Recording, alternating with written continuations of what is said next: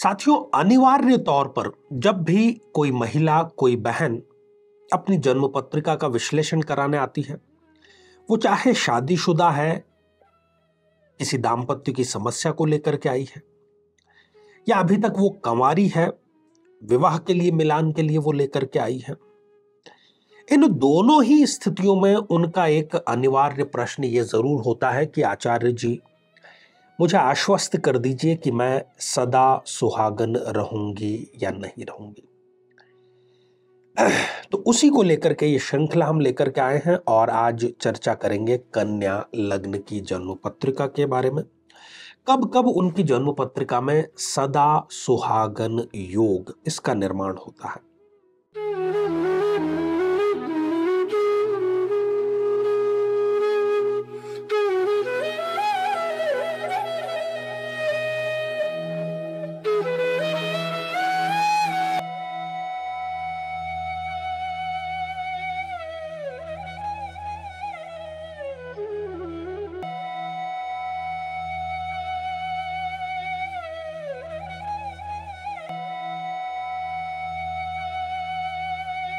तो मेरे बहुत ही प्रिय और बेहद सम्मानित साथियों, हृदय की असीम गहराइयों से अभिनंदन, बहुत बहुत हार्दिक स्वागत।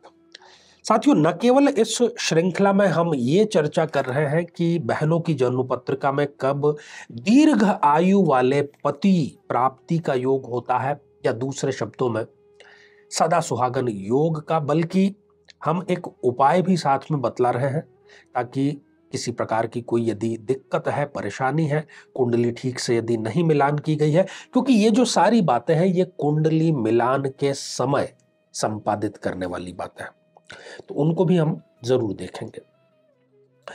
तो आइए साथियों, सबसे पहले एक कन्या लग्न की जन्म पत्रिका पर दृष्टिपात करते हैं और कुछ उन स्थितियों के बारे में जानते हैं जबकि यदि थोड़ी बहुत भी ठीक से कुंडली मिलान कर ली जाए, गुण मिलान नहीं, कुंडली मिलान, तो निश्चित रूप से ऐसी कन्या को सदा सुहागन होने का आशीर्वाद जो है वो ग्रहों की वजह से अवश्य ही मिल जाता है।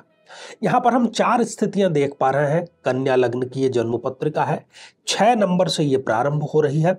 लग्न में या तृतीय भाव में, या सुख भाव में, या सप्तम भाव में, या फिर लाभ भाव में। यदि यहां पर कहीं भी गुरुदेव विराजमान है तो निश्चित जानिए कि ये कहीं ना कहीं सदा सुहागन योग का निर्माण इस कन्या के लिए, इस महिला के लिए कर ही देते हैं। तो सिद्धांत क्या है? सिद्धांत सिंपल सा है कि यदि सप्तमेश, सप्तम भाव का जो स्वामी है, पति के आयु के भाव का जो स्वामी है, वो यदि स्वग्रही है अर्थात अपने ही घर में बैठा है, या फिर वो उच्च का होकर के जन्म पत्रिका में विराजमान है, या फिर वो अपने भाव सप्तम भाव को देख रहा हो, इन तीनों में से यदि कोई भी स्थिति का निर्माण हो रहा है तो निश्चित रूप से सदा सुहागन योग जो है उसका भी यहां पर निर्माण हो ही जाता है। अब एक एक करके थोड़ा सा हम कुछ स्थितियों का विश्लेषण कर लेते हैं कि ये सदा सुहागन योग के साथ में और कौन कौन से जो लाभ है ये स्थिति प्रदान करती है। तो सबसे पहले हम शुरुआत कर लेते हैं गुरुदेव बृहस्पति के सप्तम भाव में अर्थात अपने ही भाव में विराजमान होने पर क्या होगा। ये जो भाव है वैवाहिक जीवन का भाव है, पति का भाव है, पति की आयु का भाव है। और यहां पर सबसे बड़ी बात यह है कि जन्म पत्रिका में गुरुदेव एक योग कारक ग्रह है, क्योंकि दो वो केंद्रों के अधिपति हैं। अब यहां सप्तम भाव में बैठ करके वो पंच महापुरुषों में से एक योग अर्थात हंस योग का वो निर्माण कर रहे हैं, बहुत सुंदर योग का निर्माण कर रहे हैं। तो जब जब इस जातिका को गुरु की दशा, अंतरदशा आएगी, वो इनको कई सारे लाभ एक साथ पहुंचाएगी। यदि ये कंवारी है तो गुरु की दशा अंतरदशा में इनका विवाह जरूर संपन्न होगा। न केवल विवाह संपन्न होगा बल्कि अपने पसंदीदा, अपने सपनों के राजकुमार से इनका विवाह संपन्न होगा। दाम्पत्य के सारे सुख इनको जरूर मिलेंगे, चाहे वो भावनात्मक सुख हो, शारीरिक सुख हो, आर्थिक सुख हो, वो सभी इनको अवश्य ही मिल जाते हैं।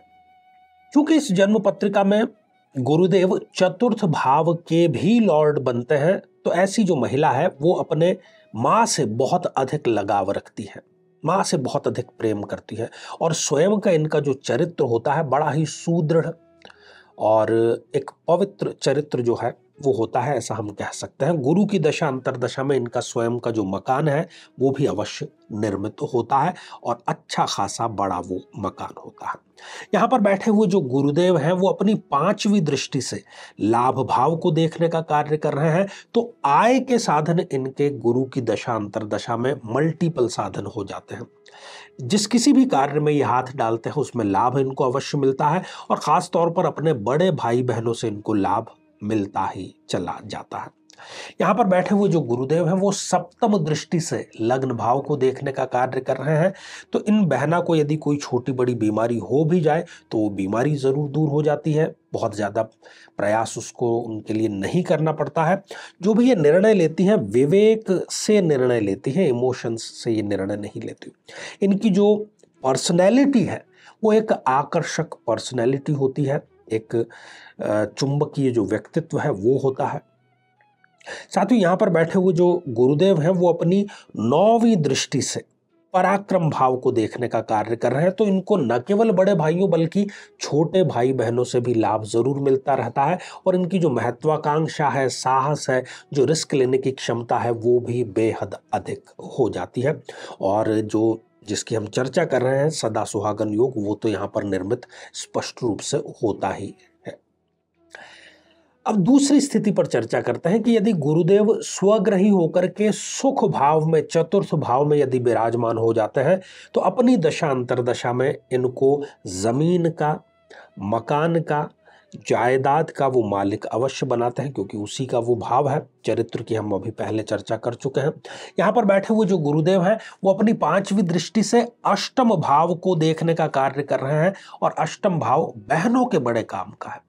ससुराल से लाभ, अष्टम भाव यदि ठीक ठाक स्थिति में है तो गुरु की दृष्टि उनको जरूर फलित होती है, ससुराल से इनको लाभ मिलता है।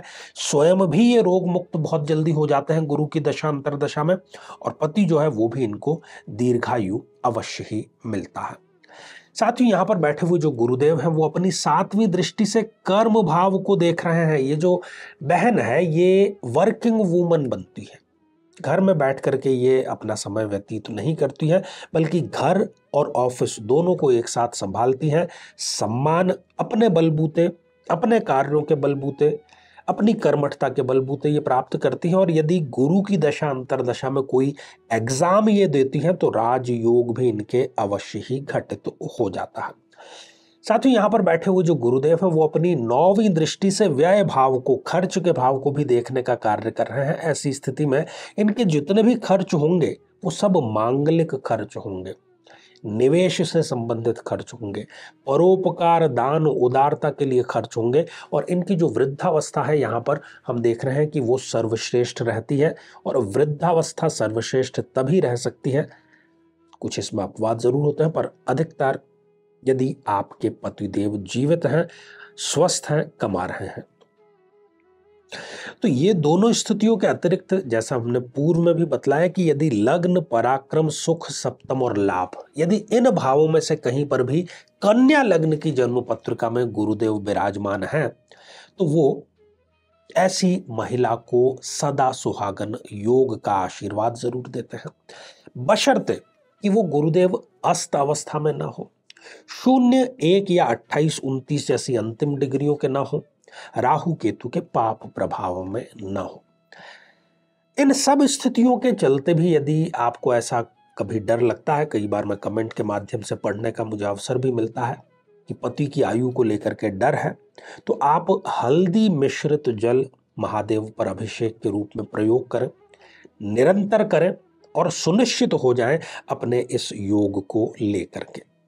जीवन में किसी समस्या का सामना कर रहे हैं, जैसे कि शादी में देरी होना, पति पत्नी में मनमुटाव या तलाक तक की नौबत आ जाना, संतान का प्राप्त न हो पाना, नौकरी या धन प्राप्ति में बाधा आना, जीवन के प्रत्येक क्षेत्र में किसी न किसी प्रकार की बाधा आना, तो आज ही अपनी जन्म पत्रिका का संपूर्ण विश्लेषण करवाएं और पाएं समस्या से सदैव के लिए मुक्ति। साथियों, श्रृंखला हमारी ये आगे भी जारी रहेगी। अब हो चुका है हमारे आज के कमेंट्स को शामिल करने का समय।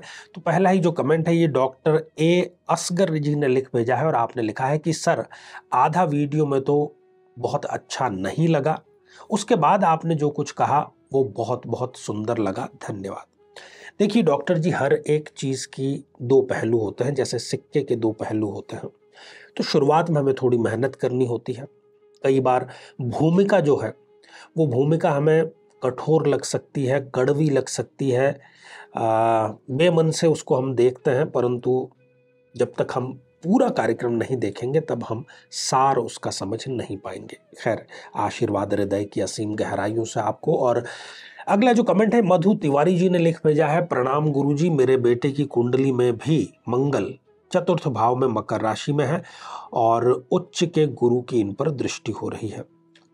तो आप बिना कुंडली मिलाए इनका विवाह बिल्कुल भी संपन्न मत करिएगा और इनको और आपके पूरे परिवार को जो है ढेर सारी शुभकामनाएं आशीर्वाद हृदय की असीम गहराइयों से।